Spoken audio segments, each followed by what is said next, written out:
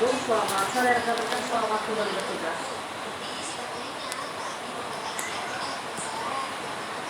Pemirsa ramai di kode etik, sidang kode etik tidak menyikapi karena proses pidana dan proses pidana memang harus berjalan karena ini menggunakan dua orang lain diatur di dalam hukum pidana kita. Itu bisa kalau dengan kendaraan ini bisa karena lalainya, bisa karena disengaja, sehingga dibuat persidangan. Kalau saya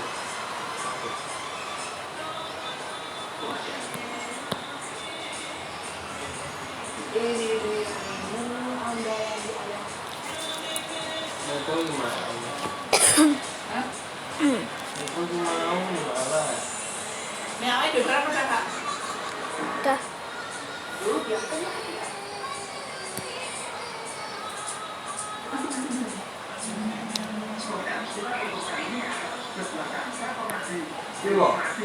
pemilihan rekor lah.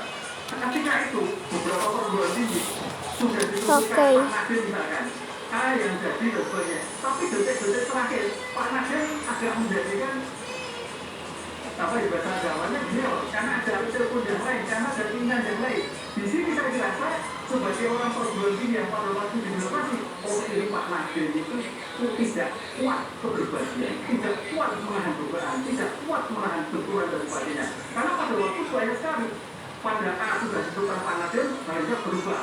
Nah ini demikian juga.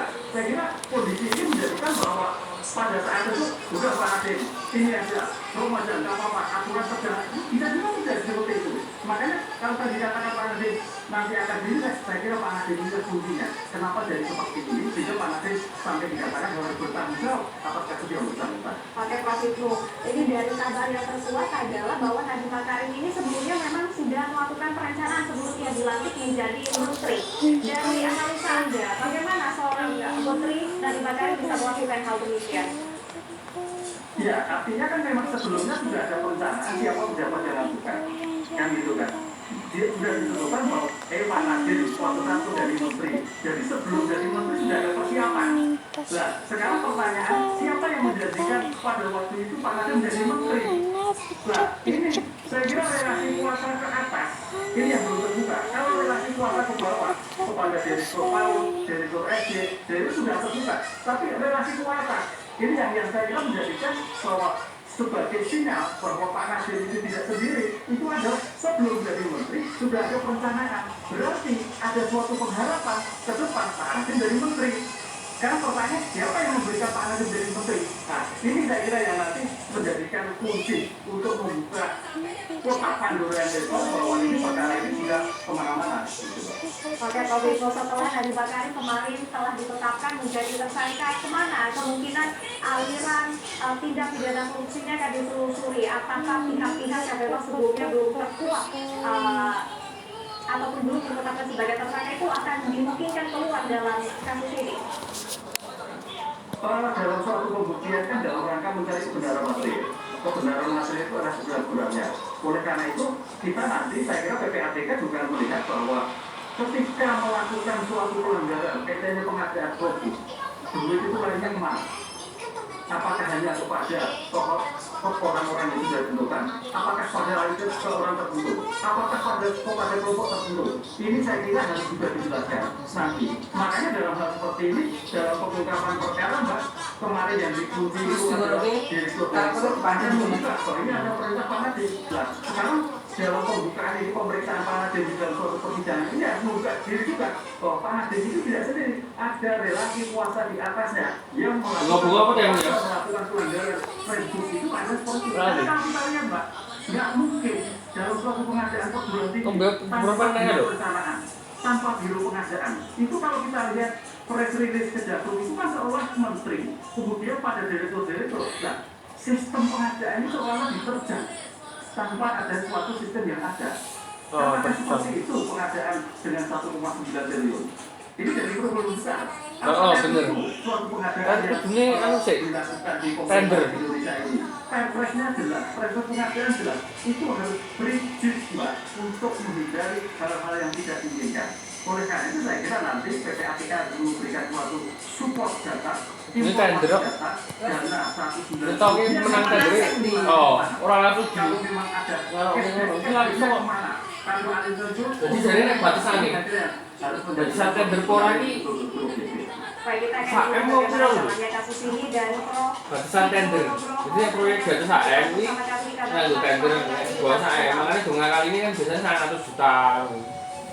Proyek Pemirsa mau kami sekat. lebih dahulu Dan langsung sampaikan menunjukkan. tadi sejumlah kabar lainnya di mana kondisi arus Jadi ngawur Mas Dewi, cuma sama terpantau orang padat. tender itu. Polisi memperlakukan sistem satu arah Oh, tender ini tol Siau manipulasi. menuju Puncak Bogor. Kami adakan Oh, tender biasanya PT Oppo kuwi Google Map-e ning ndi ngono, kantor wis ora eneng. Gitu. Fiktif kok, kantor fiktif kok.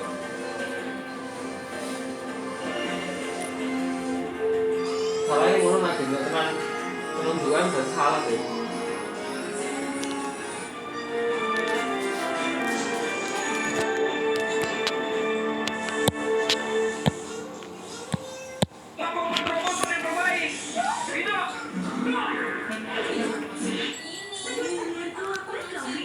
Kopi nama bukan ada kulkas. Keras baju. Baju terus kan. Kan jere loh, kalau bajunya kayak gitu.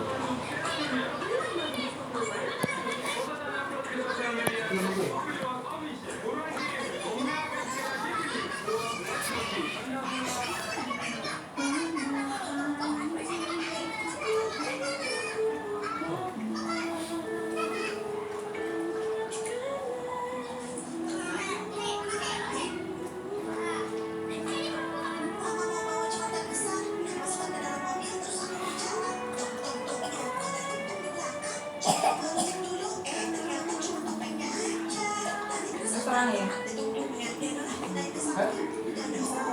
Bentar, bentar. Anu. Kasih.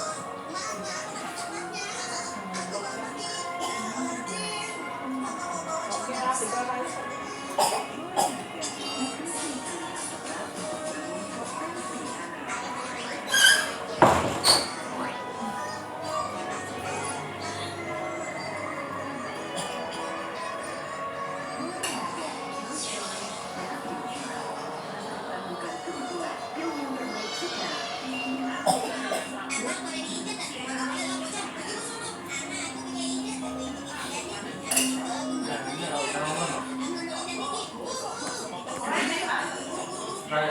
Kan diblokir pas dia baca deh.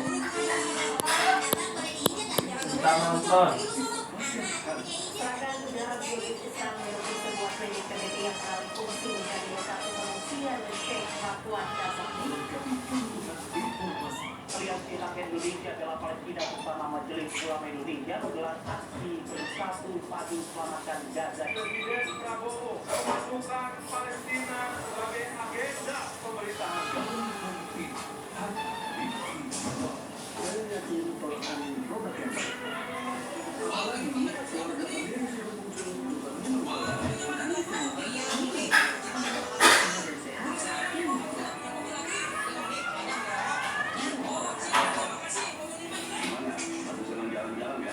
Kalau saya setia pakai jorok karena siapkan berjalan tadi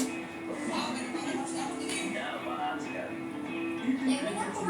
berjalan seperti pijat-pijat tapi kesehatan harus tetap terjaga karena sering mengenal kewok guna umum dengan YouTube kelas ini doang tadi. Assalamualaikum Bapak Ibu.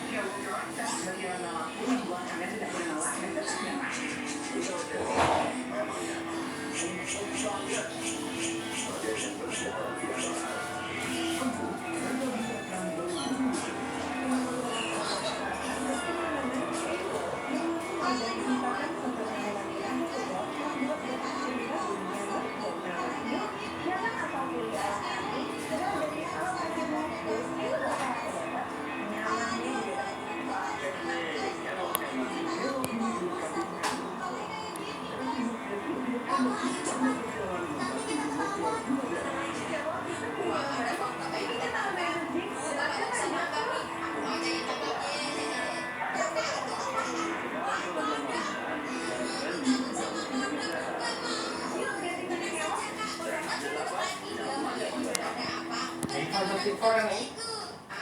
Ayo.